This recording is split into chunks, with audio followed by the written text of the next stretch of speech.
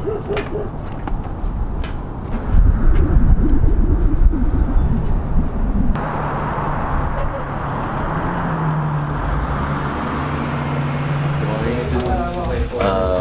about, and then we have a blank right there. Because then we can talk about the Like I said, I want to major in engineering. I'm not too sure which type yet, but I've been leaning towards biomedical. A lot of my family has had a lot of medical issues, right? And I've seen how, prosthetics or, different equipment within, the medical field is very, very important. So being able to contribute to that would be amazing. I don't want unnecessary deaths. I think everyone has a right to live and deserves to, have the chance to live this life here in the United States. So if I can help in any way possible to do that, I think that would be amazing. What do you want for you and your community? What do you want to see change? What do you want necessarily specifically that will help you and the people you know? Whether it's through the government or through a society, whether it's a societal change. Yeah. I think the easiest answer would be I want people to be happy. I want me, my family, my community to be happy.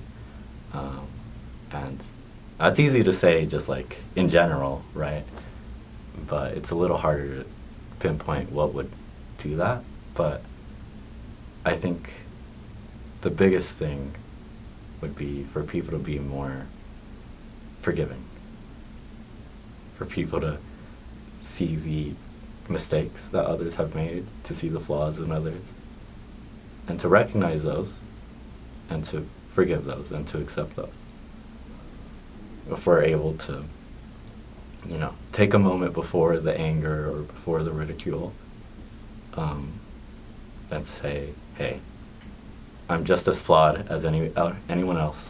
I'm just as flawed as the people I'm trying to persecute or the people I'm trying to put down, and to realize that if I don't deserve that, then neither should they. I think we'd all be happier in the end.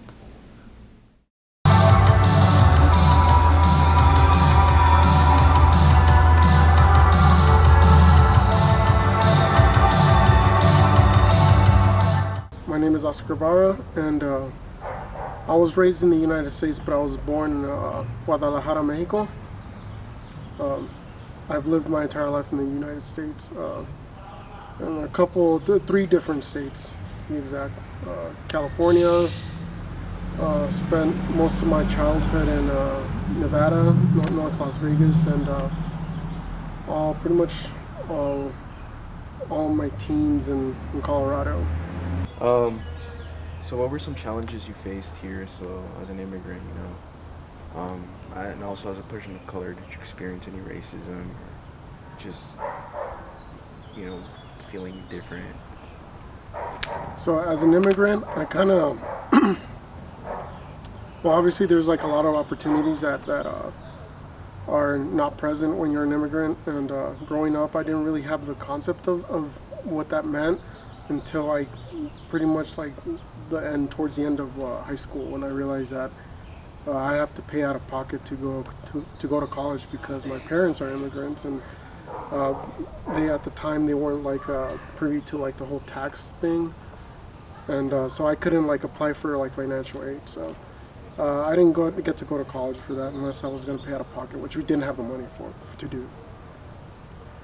I didn't really experience outright racism growing up, but there was always like conscious. I was always conscious that was the thing that I could be a target of. How'd you grow up? What'd you do as a kid? Living in America as a Mexican American, what'd you do? How'd you live your life? Well, again, I was kind of raised all over the place and jumped from school to school growing up. So I was a really bad kid, I mean, just straight up. I did a lot of bad things growing up with other kids. I didn't really have like a phone growing up. My parents didn't have the money to buy me a phone, so I just spent like all my time like outside doing not so good things. But no, I think it's helped me realize that it's helped me grow up in a way that not a lot of kids do nowadays.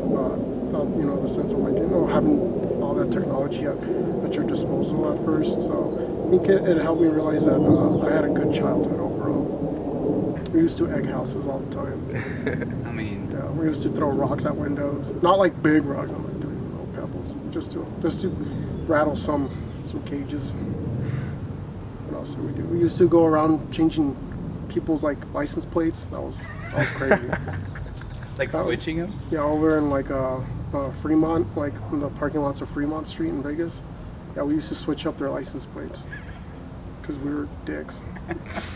Dude, I was like 13. I was like 12 or 13. Oh, what are your goals here? What do you want to do in the future? So, my goals for the future, I don't know. I've kind of like spent a lot of time really finding myself and what I wanted to do. I'm still, in that phase. I'm exploring a lot of things. I would love to make a career out of like in the entertainment industry. I'd like to release a book at some point, which I'm working on. I'm doing a lot of extracurricular activities as well, and there's just a lot of doors I guess open for me. It's just choosing to pick one lane and just like go for it. But I don't know. I like to keep my options open. Like, how do you make a difference?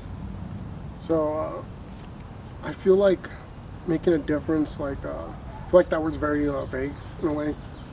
You can make a difference in many levels. I guess it's just in a way it's a spectrum. But I mean, I work at Gold Crown, and I was kind of in a way raised at Gold Crown. And now working here, I see a different perspective, different side of it, and what goes into running the place, and what impact it has on like youth. So it's could either go good or bad, but most of the time it's good, and it's just up to like really the kid or the individual, like whether they want to like use the space, for what it's intended for. If they want to come in and learn something, we can only do so much. I know I try to like connect with the kids that like speak more Spanish because it helps them feel more comfortable. So I feel in that way it's made some of the kids like feel more comfortable. And what do you want for you and your community? What I want from me and my community? No, I feel like as like just as a person, I feel like what we need is more opportunities, better infrastructure, more of an outlet for people that struggle to find strength in times of like turmoil. I guess that plays into mental health.